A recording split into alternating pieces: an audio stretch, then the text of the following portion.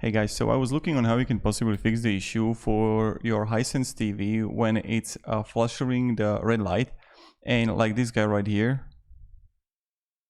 And one of the people wrote here that try unplugging from the power on the wall, leaving a few minutes, plug it back in and retry. The same thing happened to me after long not having the TV, so this is something that was fixed for him.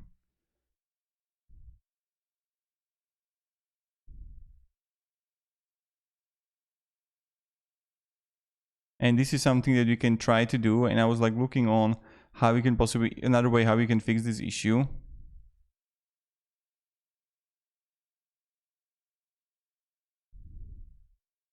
And I couldn't find anything else.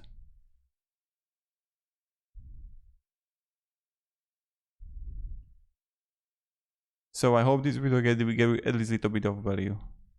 Plenty of people just like had to get a new TV there. So just try to unplug it. I hope it's going to fix it for you.